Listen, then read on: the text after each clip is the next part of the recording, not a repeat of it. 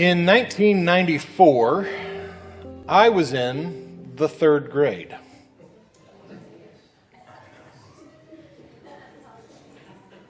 Some of you just got to feel really old, didn't you? But also in 1994, it seemed like absolutely everybody was talking about the ways that we needed to go green. It's really the first time I can remember being told that expression of we needed to go green, but it was something that seemed to be burrowed into the minds of an entire generation. That we were told that we needed to prevent cutting down too many trees in the rainforest so that we could save the rainforest. We needed to learn how to properly dispose of all of our batteries. And of course, it's burrowed deep into my brain, recycle, reduce, reuse. I just got flashbacks of like old TV commercials that had a jingle that even said that. These were the days where Captain Planet was telling all of us that the power is yours as he flew around in his blue-skinned green mullet glory. In hindsight, it's the weirdest superhero I think we've ever come up with, right? But it also was a point in time where our third grade teacher wanted us to do our part. And so Mrs. Wilson, as part of our Earth Day celebration, she gave each and every one of us a sycamore tree that we could go and plant in our own houses. It sounds really impressive, but it was little more than just like a stick with some plastic on the end of it. I think she just cut it off of one tree and, did the whatever I don't remember what that's called. Sure, that. Nobody heard you, but that's okay. But as a precocious young lad, I didn't fully understand the whole campaign. I didn't see the correlation between planting trees and saving the world. I was still under the belief that saving the world is what Superman did. So I didn't know how planting a tree was going to be able to stop crime. But I did know nothing in the world filled me with more mirth and merriment than climbing a tree. It may be hard for you to believe given my current body shape right now, but as an 8-year-old, I love nothing more than just climbing up trees, if for no other reason than the sheer challenge of the thing. It used to scare my mother all the time. She was worried that I was going to fall off and break a limb, and I fell out a few times, but nothing got broken there. I broke my arm on the monkey bars once, but not on a tree. But I love to be able to climb trees, and the house that we lived in, there was a lot of like pine trees and stuff like that. And you don't really want to climb pine trees because they're difficult and sticky and all sorts of terrible reasons to do so. So we didn't really have a tree at my house that was climb worthy. And so the idea of being able to plant a tree that I could maybe one day climb was really exciting for me. But as a kid, I didn't understand how long it would take for a tree to become climb ready. I was a farm kid, and I knew that my dad could be planting corn in April and be harvesting it by August. So how much longer could a tree take? And this one was already had a head start on it because it was already a stick. So, a few months and I'll be climbing that sucker. That's what I thought would be the case. And I remember every single day before I left to go to school, I would go out there to where my tree was planted, and I'd try to mark the progress. And as soon as I got off the bus, I would go straight to that tree to see what it had done in the time that I'd been gone that day. And before I went to bed, before it got too dark outside, I would go back outside one more time just to check and see the progress of my tree. And every single time, I was disappointed because it didn't look like anything was happening. I even asked my mom, are we sure it's still alive? Is it not dead? And every dream that I was having, though, I was climbing endlessly up, like Jack on the proverbial beanstalk. It was all I wanted was to finally be able to climb my tree, and yet nothing seemed to be progressing the way that I thought it should. And so after a few weeks of waiting, I decided to consult the only authority on the matter that I could think to consult, and I asked Mrs. Wilson herself, who in hindsight is maybe one of 3 teachers I had in my entire scholastic career who was not impressed with my wit and whimsy.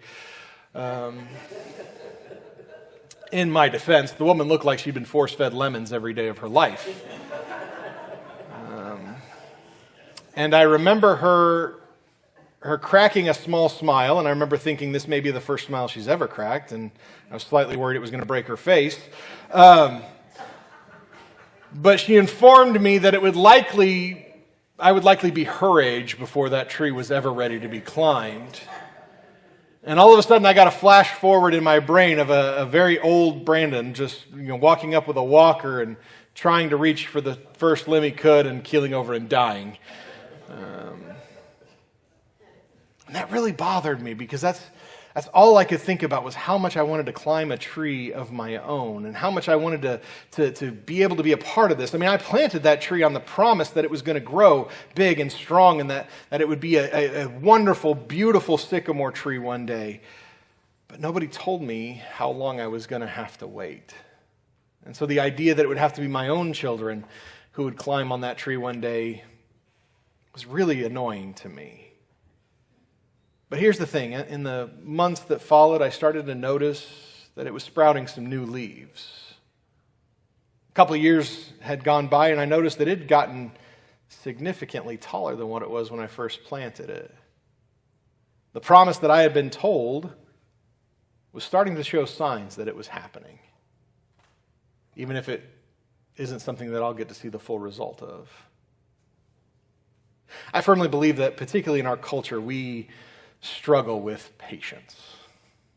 We know that patience is a virtue, but it's a virtue we're not good at. I like to say that every technological advancement we've made over the last 40 years has all been an effort to make things where we don't have to wait for it. Right? If you think about the microwave, it was made on the promise of you're not going to need to wait for your food to get hot. If you think about computers, it was you're not going to have to wait to get the information that you'd have to go to the library and sort through. Everything that we have done, it seems like, has been in an effort to make sure that we don't wait any longer than we absolutely have to. And so patience is something that we struggle with. And for me, waiting for that tree, and things happen when you have to wait for things. Things change when you have to wait for things. And in waiting for that tree to grow, eventually, I started to see what my mom was saying, that it's rather unsafe to climb a tree. It can be very dangerous. It can be painful even. And so now, at this point in my life, I don't know if I could anymore, but I can tell you very clearly, I don't want to climb that tree. It's not so much I'm worried about the way up, I'm worried about the way down. But it's something that as a kid I absolutely loved, but as I've gotten older, I've recognized this is an unsafe thing for me. And I would say that that's probably a good realization to have, right? And I think that we know that it's true that as we have to wait for things, it begins to change our opinions of certain things. A couple days ago, I was looking to buy something online, but the website that I was on was not Amazon.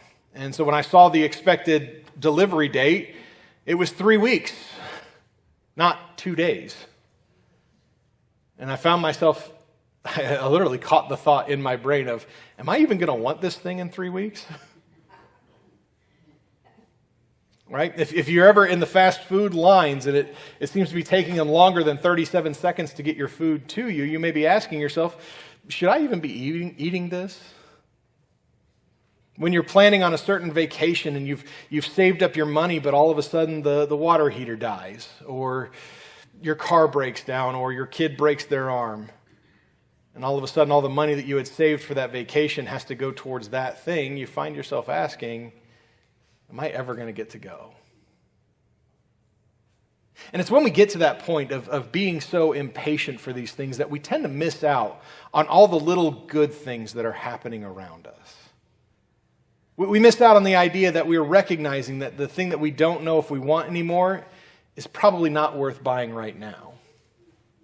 And that we can be more economical and save our money and put that away for something else. We missed out on the idea, we overlooked that we shouldn't be eating fast food in the first place, and we missed the idea that maybe we need to start developing healthier food habits and becoming a little bit more mindful of what it is that we're consuming in our bodies. We missed out on the blessing that it is to just have the money on hand to handle whatever that emergency situation was. We missed out on all of that because we become too impatient waiting for it. And so we miss out on all of the little good things that are happening all around us. Impatience tends to rob us of being able to see that even though things may not be happening the way that we want them to or as quickly as we want them to, they are still progressing, even if it feels like it's a small progress. And I wonder sometimes that if Jacob ever even considered the idea that good things were happening around him, when he was promised what we get in our text today. We're going to find ourselves today in Genesis chapter 35. And so if you want to get turned there in your Bibles, please do so. But I'm going to help you get caught up in Jacob's life, because honestly, it kind of feels like as we've been progressing over the last 8 sermons of Jacob's life, that's a lot of sermons to talk about one particular scumbag. But as we've been talking about this, it kind of feels like things seem to be headed towards a natural ending. And if that's the case, that's good, because it is. We got one more week in Jacob, so hang tough. If you've loved this series, you get one more Sunday to enjoy it. If you've hated this series, it's almost over. You can suffer through one more. Anyway, but Jacob himself has kind of had a lot of things happen to him in his life. And where we left things off last week, even though it was Easter, we still witnessed as Jacob had a fateful reunion with his brother Esau. 20 years after he had taken literally everything that mattered in Esau's life, the things that mattered most to Esau, he finally found himself face to face with his brother. And we talked about the fear that he had felt. We talked about the anxiety that would have been going in that moment. The question of how is Esau going to end my life had to be prevalent in Jacob's mind. And instead we get to see what happened in Genesis 33 verse 4. It said, "But Esau ran to meet him and embraced him and fell on his neck and kissed him, and they wept." Instead of his brother coming to end his life, he instead welcomed him back literally with open arms, and the two brothers were able to make peace with one another. Something that Jacob probably never thought was ever going to happen was finally able to happen. He was reconciled with his twin brother. It's a beautiful moment. It's an incredible moment in his life, but I want to remind you of something that happened just before this encounter, because I think it's important in light of today's text. As you may recall, just before this moment with Esau, Jacob was, of course, afraid for his life, rightly so, and he found himself alone one evening when my new favorite verse of Scripture happened in Genesis 32, verse 24. It said, "And Jacob was left alone, and a man wrestled with him until the breaking of the day." It's so random. I love it so much. I don't know why, Rick. I don't know why I love that verse so much, but I just do. It's fantastic. I told Mandy whenever I was writing that particular sermon that I always pictured it as like, Jacob is alone and all of a sudden he hears the glass break and Stone Cold Steve Austin's music hits. And you picture it how you want to. That's how I choose to. So, but it's a great moment that happens. He wrestles with this person all through the night. He's winning the whole match, and at the same time the person touches his hip and his hip goes completely out of socket. And something in Jacob's mind clicks that this is somebody divine, because you can't just touch somebody's hip bone, the largest bone in your body, and it just go out of joint. And so he clings to this person, demanding to be blessed. And it's finally in verse 28 when he is blessed, it says, "Then he said, 'Your name shall no longer be called Jacob, but Israel. For you have striven with God and with men, and have prevailed.'" This is the moment that is shared between these two people, and it results in Jacob now being known as Israel, which again means strives with God. Something that's important, I think, to remember about everything else that we're going to talk about this year. And anytime we talk about the nation of Israel, their name is literally strives with God. But I feel it's important to remind you that this encounter, including the name change itself, it happens when no one is around. It is just for Jacob's sake that this happens. Nobody else is there to hear, "Your name is no longer Jacob, it's now Israel." He may have talked to other people about that, but it's still a moment where he is completely and utterly alone. And I mention that because if we don't keep that in mind, our text today might seem somewhat repetitive.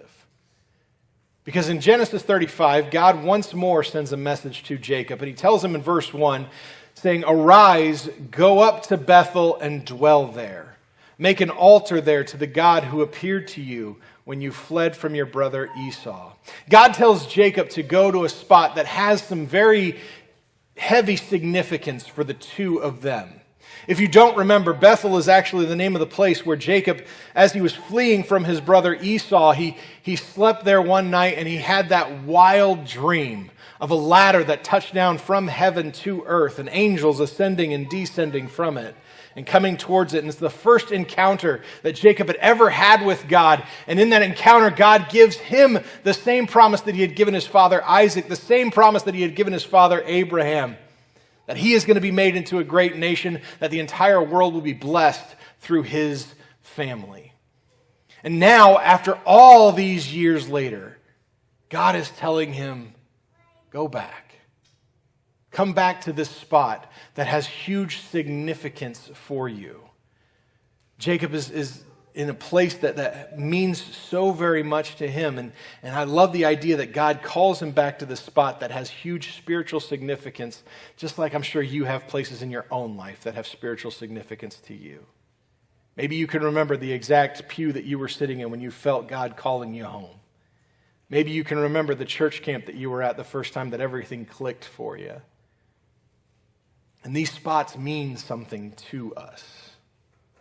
A couple of years ago, I actually was on my way to Canton, Ohio, and I was going to go to the Pro Football Hall of Fame, and I was there with a buddy of mine, and we had to pass through Portland, Indiana.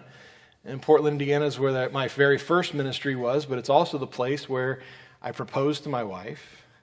It's also the place where Mandy and I got married, and it's the place where our first house was. And so even though it meant a small detour, I had to drive around so I could look at those spots because those matter to me. Everybody has spots that are significant to them, and now God is telling Jacob to go to this spot that has huge significance because it set up everything else in Jacob's life going forward. Jacob recognizes that there is something significant about to happen again for him here. And so he tells his family that it's time for them to get ready for something significant as well. And if we can be honest, what he tells them to do, I find kind of irritating. I find it kind of irritating because we see it in verses 2 and 3. It says, so Jacob said to his household and to all who were with him, put away the foreign gods that are among you and purify yourself and change your garments. Then let us arise and go up to Bethel so that I may make there an altar for the God who answers me in my day of distress and has been with me wherever I have gone. How in the world is this dude who has had multiple encounters with God, knowing that this is the one true God, how does he allow idols in his household? How in the world is this a thing? How is he struggling with idolatry in his own household? And it's almost like it's setting the stage for the nation that's going to follow after him. Something to keep in the back of your mind for the next, 8 months. It's going to be fun. We're going to get there, everybody. But here, they get rid of the idols, and for now, they make their way up to Bethel. And again, I think it bears repeating that the last time that Jacob was here, he had that wild dream. He had that encounter with God, but he was alone then as well. He was alone whenever this took place for him. He was by himself. He was fleeing for his life, literally, because he thought, my brother is going to try to kill me, because his brother told him he was going to kill him. So, seems like a good reason to get away for a while. But he'd had this encounter with God alone, but this time it's different. Jacob is bringing along with him his entire household, his wives, his children, all of them. This time Jacob is bringing everyone with him because they are following this charge of God. His family doesn't have any idea what significance that this place holds for Dad. All they know is that Dad is being really somber about all of this. He's being really reflective. He's acting like this is the most important thing that they could be doing. And so they go along with them. And finally, as they reach their destination, Jacob builds an altar. He makes sure that this time the place is prepared. He has no idea why God has called him back to here. But this time he's more prepared for this encounter with God. And so after he builds the altar, you can kind of picture the whole situation, that he's sitting down with his family, maybe over a fire, and he's telling them about why this place matters so much. About how this was the place where God encountered me for the very first time. He's telling his sons about all of the ways that God has shown up in his life. He's reminding them of why Dad walks with a limp in the first place. that God has moved in all of this, and that God has led me back to this place, and I don't know why, but I'm so grateful that my family is here with me this time. And then when God finally does show up, in verses 9 and 10 we read, God appeared to Jacob again when he came from Paddan Aram and blessed him. And God said to him, your name is Jacob. No longer shall your name be called Jacob, but Israel shall be your name. So he named him Israel. God uses this opportunity to again reiterate to Jacob that he is to be known as Israel, reminding him that years ago, not so long ago, he wrestled with God. And that's not the only thing that Jacob is reminded of here. It's not the only thing that God decides is worthy of bringing back into the forefront of Jacob's mind. We read in verses 11 and 12, and God said to him, I am God Almighty. Be fruitful and multiply. A nation and a company of nations shall come from you, and kings shall come from your own body. The land that I gave to Abraham and Isaac, I will give to you, and I will give the land to your offspring after you. All of this echoes back to that very same promise that God had made to Jacob right in this very same spot all those years ago. God reminds Jacob of what's important here. He reminds him of why this place matters to him. He reminds him of the name change that he's experienced in all of this. And once that is done, God takes his leave. Now, on the surface, I think it'd be really easy for us to ask the question, why in the world did God feel it was necessary to have Jacob come all the way to Bethel just to remind him of what he already knew? Right? I've never had a dream like Jacob. I've never wrestled somebody that I thought was divine.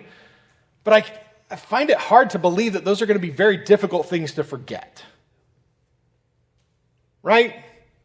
So why is it so important that Jacob, after he's left this spot where he's finally made his home and has reconciled with his brother, that God now calls him to come back to this place just so he can tell him what he already knew? There's a part of us that feels like this entire text is far too repetitive because it reminds us too many things that we've already read about as we've gone throughout this entire situation.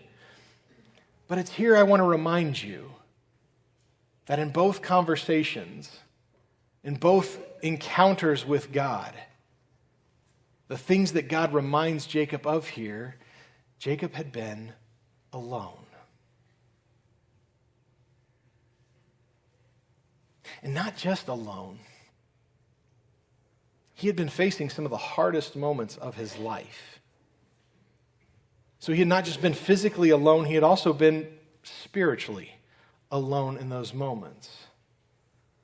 But this most recent encounter with God, this time when God shows up, it is in the presence of Jacob's entire family.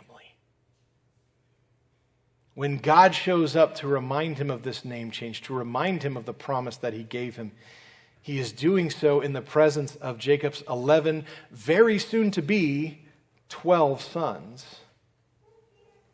It's not just for Jacob's good that this encounter happens. It is for their benefit as well. But it's more than that.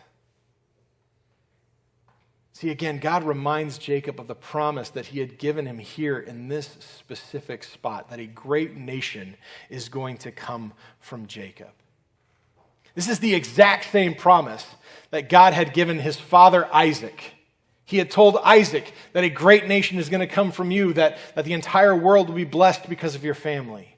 And he had given that very same promise all the way back to Abraham himself. Jacob's grandfather had been the first one to receive that promise that a great nation is going to come from you. But here's the thing. Abraham in his lifetime only saw Isaac as a result of that promise. Does one person make a nation? Isaac only got to see Jacob and Esau. Do two people make a nation? Jacob is now in the presence of 11. Far more than what his grandfather had, far more than what his father had. But do 11 make up a nation yet? I think that God brought him here to remind him of this, to say that my promise is still being fulfilled. It just may not be happening as fast as you think it's going to. It's a moment for Jacob to pause and to reflect and to see that even though it's not happened yet, it's not been fully realized, God is showing him the signs of that promise are still happening. They're happening in small little ways that maybe Jacob hasn't fully appreciated yet. And so God gives him a moment to pause and to reflect and to see that even though it's not what you thought it was going to be yet, we're making our way there. Even if Jacob himself does not get to live to see the full result. It is incredibly easy for us to grow impatient with God. Right? I can't tell you how many times in my own life that I have begged, I have pleaded, I have even had the audacity to demand that God move things in my timeline. That God work in the ways that I want him to and when I want him to.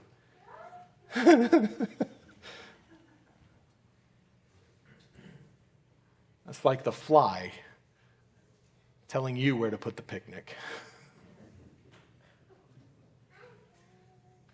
We keep wanting God to bless us in the ways that we want and in the ways that we think it should happen and when we think it should happen. And so when it doesn't happen, we get frustrated. We grow impatient. We get irritated. Some people even walk away from God entirely. I sometimes wonder if Abraham, if Isaac, and even if Jacob himself were getting impatient with God in their own lives. Each one of them received the promise that a nation was going to come from them, but each one of them did not get to see a nation happen. When you have 1, 2, even 11 kids, you may start to wonder, is this ever going to happen? Is the promise that God has given me ever going to happen? But here's the thing. We know that God does in fact fulfill that promise. He made the promise to Abraham. He made the promise to Isaac. He made the promise to Jacob. And we know, because we can read further in the story, that yes, eventually a great nation does come from Jacob. But it's going to take a little over 400 years from this encounter for that to happen.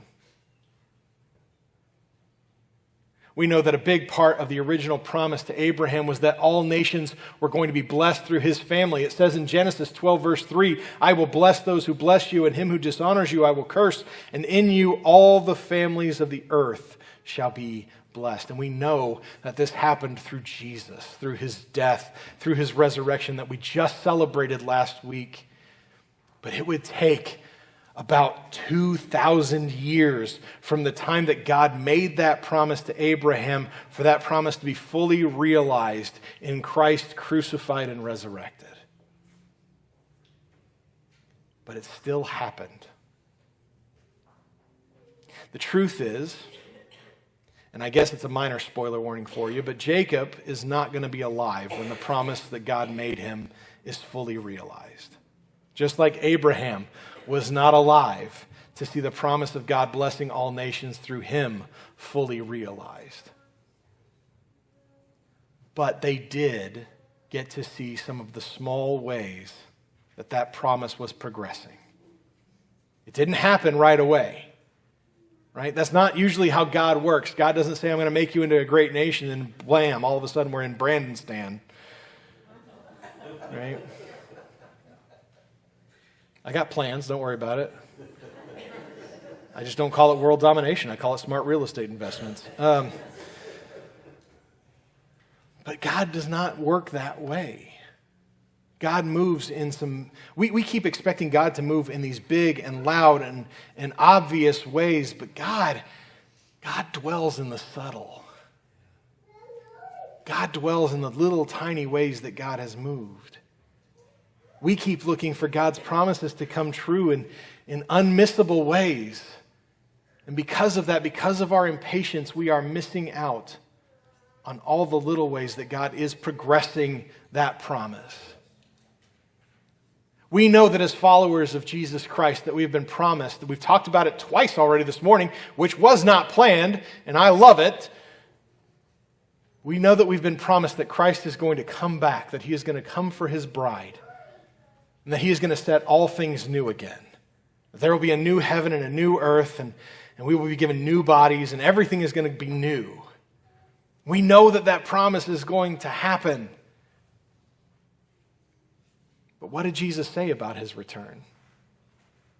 He tells us in Matthew 24, verse 36, concerning that day and hour, no one knows. Not even the angel of heaven nor the Son, but the Father only.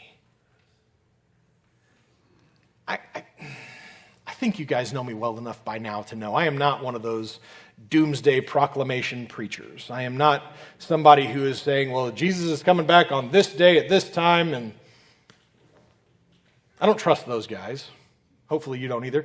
I don't trust them primarily for that verse right there. Jesus says, nobody knows.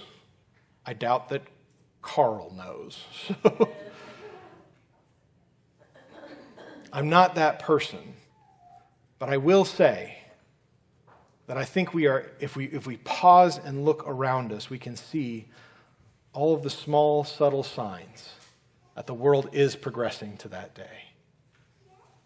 I say that because just a few verses before there, in verses 6 and 7, Jesus says, and you will hear wars and rumors of wars. See that you are not alarmed, for this must take place, but the end is not yet.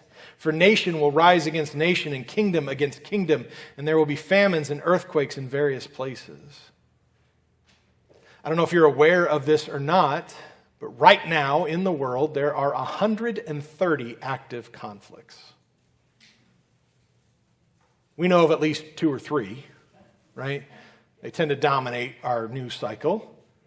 But there are 130 active conflicts. And I don't know if you know this either, but that number 130 is more than double the amount of active conflicts of just 15 years ago.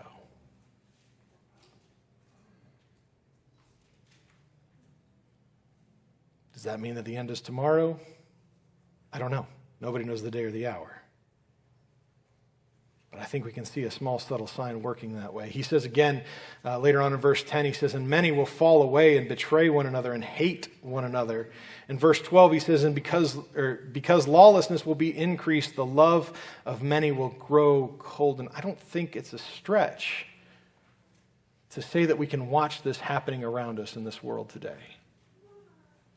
We don't have to scroll very far on Facebook to see that the love is growing cold. Again, does this mean that it's going to happen tomorrow? Not necessarily. Because back in verse 8, Jesus actually says, all these are but the beginning of the birth pains. And it might take a while for that birth to happen. Some of you ladies who have gone through childbirth know that just because the contractions start doesn't mean that it's happening in the next 10 minutes. Right? Sorry, Haley. But I think that we are starting to see some of the signs that that promise is happening. We in this room, we may never live to see that promise fully realized. I hope I do. I can't imagine anything cooler to witness with my own 2 eyes. But we can at least see signs that the promise is progressing that way. So let me ask you this question. Do we trust that God is going to fulfill his promise even if we don't get to see it? Do we trust that God is working to fulfill that promise even if we don't get to see it fully realized? I'll say this. He's got a pretty good track record. The house that I grew up in is actually on our drive to my to both my parents' new houses. Neither parent lives in the house that I grew up in anymore, but it's right there. It's on the drive that we make every time. And so every time we make that drive, I can't help myself. I got to look and see how my tree's doing. Just like I did a couple of weeks ago when we went home. And I got to say, even though I didn't drive up right to the house because somebody else owns it and I don't want to weird them out, I don't think I'm that guy who's ready to knock on their door and say, hey, I grew up in this house, can I take a look around? I still got to take a look at my tree from a distance. And while it is significant, it does not even closely resemble the stick that it was 30 years ago. It's grown into a very beautiful tree. The trunk still looks a little too thin to be able to climb on. So it may not be my kids who get to climb on it. Maybe my grandkids will. All of these are but the beginning of the birth pains.